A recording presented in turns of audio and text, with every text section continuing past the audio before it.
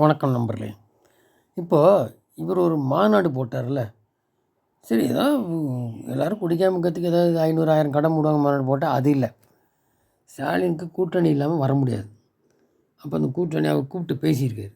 அவர் ஒன்றும் ஏடிஎம் கட்சி வாங்க கூட்டணின்னு சொன்னார். இப்போ அவரை கூப்பிட்டு பேசினதில் இப்போது அவங்களுக்கெல்லாம் என்னென்னா, இந்த டிஎம்கேக்கு 5-6% இப்போது பார்லிமெண்ட் தேர்தலில் கம்மியாகி போச்சு.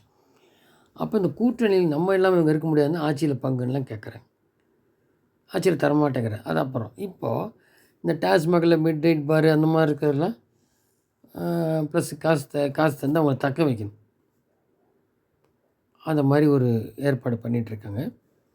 இதை பார்த்து கம்பெனி எல்லாம் அந்த கூட்டணி இருக்கவங்களாம் கேட்க ஆரம்பிப்பாங்க.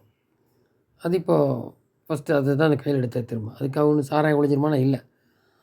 அவங்களுக்கு அந்த சீட்டு பேரம் ப்ளஸ் அந்த அமௌண்ட்டு கலெக்ஷனுக்காக உள்ளதான் வழி அப்படிங்கிறது ராஜா குறிப்பிட்டிருந்தார். அப்புறம் ராகுல் வந்து ஒரு ஆன்டி இண்டியன். அங்கே போய் உளறது அது ஒத்து வருது இந்த செல்வ பெருந்தொகை இது இப்படின்னு ராஜா சொல்லி பேட்டியில் கொடுத்தார். அப்புறம் இந்த காலாவதியான எம்எல்ஏ ஆகி பையன் இறந்ததுனால எம்எல்ஏ இவிஎஸ் இளங்கோவன் இப்படிங்கிற சொல்கிறாரு.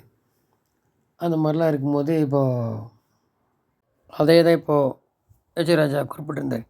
போத கலாச்சாரம் எங்கே பார்த்தாலும் கொலை கற்பழி விழுந்து இந்த மாதிரி எல்லாமே கலாச்சாரம் தான் ஆகிட்டுருக்கு. போத கலாச்சாரம் இது வந்து இவங்க வாயை அடைக்கிறதுக்காக நீங்கள் மட்டும் சம்பாதிக்கல திமுகவில் எங்களுக்கு ஒன்றும் இல்லையா, ஏன்னா பர்சன்டேஜ் கம்மியாக எங்களால் தான் நீங்கள் வரேங்கன்ற மாதிரி ஆட்சி பங்கு முதல் கட்டமாக எங்களுக்கு. அப்போ என்ன இந்த பக்கம் மாநாடு பேசிட்டு இந்த பக்கம் நைட்டில் வாங்கிக்கிறது. அதுக்கு எதுக்கு மாநாடு?